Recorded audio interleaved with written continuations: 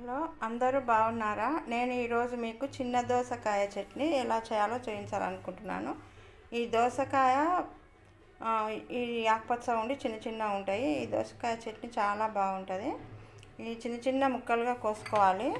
ఈ దోసకాయలో కావాల్సిన పదార్థాలు మెంతులు, జీలకర్ర, ధనియాలు, ఇవి మూడు వేయించుకొని పొడి చేసుకోవాలి. ఇంకా కావాల్సినంత ఎండునీరు పొడి, నిప్ప పొడి, పసుపు, తగినంత ఉప్పు, ఎల్లిపాయలు, ఆయిల్, ఇవన్నీ కావాల్సిన పదార్థాలు.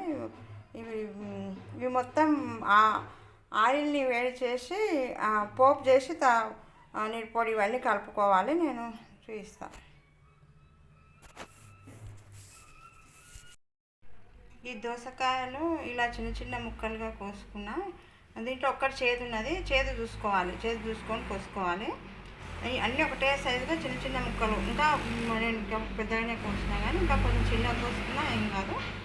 ఇప్పుడు దీనికి ఈ బుడంకాయకి, ఈ దోసకాయ, ఇక్కడ బుడంకాయ కూడా అంటారు ఇక్కడ, దోసకాయకి పోపు చేయాలి.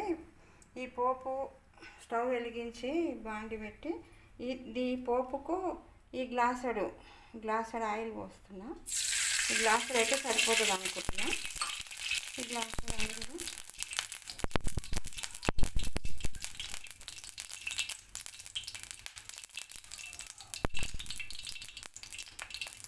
కొంచెం కాగిన తర్వాత కొన్ని పొడి విత్తనాలు, కొన్ని జీలకర్ర, ఆవాలు,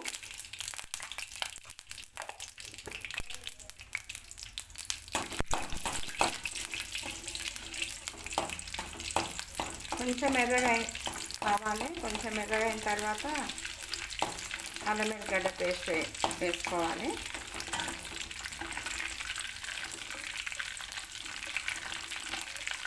కొంచెం విత్తనాలు కొంచెం గోధుమ కలర్ రావాలి.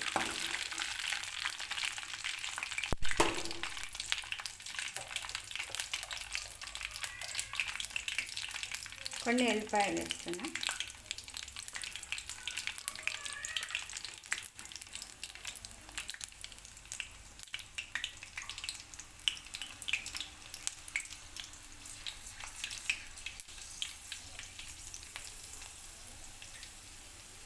కొంచెం అల్లం వెల్లిపాయ పేస్ట్,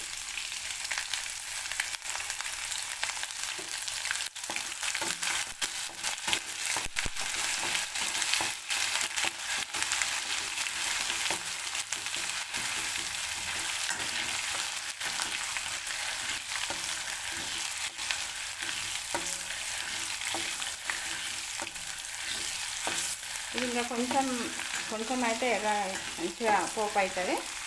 పోపు అయిన తర్వాత దించుకోవాలి.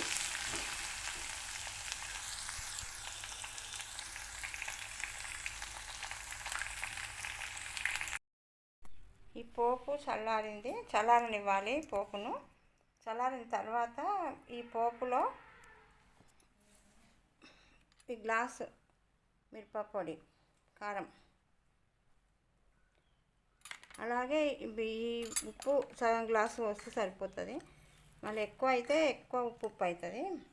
అందుకు మనం తక్కువనే పోసుకోవాలి. ఈ బుడంకాయలలో అప్పుడే కాయలకు ఉప్పు వస్తుంది. అందుకోసం కొంచెం తక్కువ వేసిన, తరిగిపోకుంటే మళ్ళీ వేసుకోవచ్చు. జీలకర్ర, మెంతులు, ధనియాలు, ఈ మూడు కలిపి ఇలా బాగా ఇట్లా గ్రైండ్ చేసుకున్నా. ఈ పొడి 2 చెంచాలు ఇవ్వాలి. దీంతో మంచిగా మనకు రుచి వస్తుంది. జీలకర్ర, మెంతుల పొడి, ఆవాల పొడి కూడా ఒక 2 చెంచాలు ఆవాల పొడి, 2 చెంచాలు వేయాలి. ఆవాల పొడి కొంచెం ఎక్కువ వేసినా బాగానే ఉంటుంది. ఆవాల పొడి ఇవన్నీ కలుపుకున్న తర్వాత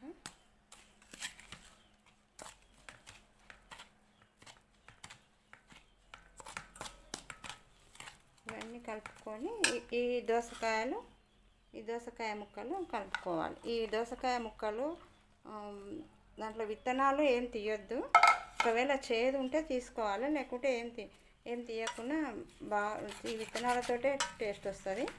ఈ విత్తనాలది గుజ్జు వస్తుంది. ఈ మిరపొడి ఒకవేళ సరిపోకుంటే ఇప్పుడే కొంచెం ఎక్కువ వేసుకోవచ్చు, లేకపోతే ఇంకా సరిపోతుంది ఇంతే చాలు అనుకుంటే ఇంకా ఇది ఇట్లనే పెట్టుకోవాలి. ఇది బాగా కలుపుకోవాలి. బాగా కలుపుకొని ఒక చిన్న జార్లో, సీసాలైనా జార్లైనా పెట్టుకోవాలి. చాలా బాగుంటుంది, చాలా రుచిగా ఉంటుంది. అప్పటికప్పుడు చేసుకోవచ్చు. ఈ బుడంకాయ చట్నీ, దోసకాయ చట్నీ అప్పటికప్పుడు చేసుకోవచ్చు. ఒక ఆమె, నేను దారిలో వస్తుంటే వాళ్ళకి చిన్న బుడంకాయలు ఎవరో ఇచ్చిండ్రంట.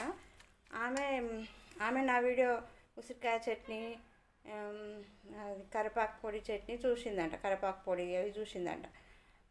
నువ్వు దోసకాయ చట్నీ పెట్టమ్మా, నేను చూస్తా అన్నది. అందుకోసం నేను దోసకాయలు తెప్పించుకొని చూపిస్తున్నా. ఈ వీడియో మీకు నచ్చినట్లయితే ఈ దోసకాయ చట్నీ రెడీ. ఈ వీడియో మీకు నచ్చినట్లయితే ఈ చట్నీ, దోసకాయ చట్నీ మీకు నచ్చినట్లయితే అందరూ షేర్ చేయండి, సబ్స్క్రైబ్ చేయండి, లైక్ చేయండి. థ్యాంక్స్. ఈ దోసకాయ చట్నీ ఇలా అయ్యింది, కలిపిన బాగా. ఇది సీసాలోనే పెట్టుకోవాలి. సీసాలైనా పెట్టుకుంటే చాలా నెల రోజులైనా సరే ఫ్రిడ్జ్లో పెట్టుకుంటే కొన్ని రోజుల వరకు ఉంటుంది. ఇట్లా గిన్నెలలో ఇట్లా పెట్టుకోవద్దు, సీసాలలో భద్రపరచుకోవాలి. ఎవరి మనసులో మంచి ఆలోచన ఉంటుందో వారి జీవితంలో ఎప్పుడూ వెలుగు ఉంటుంది. ఎవరి జీవితంలో వెలుగు ఉంటుందో వారితో పాటు ఎప్పుడూ మనశ్శాంతి ఉంటుంది.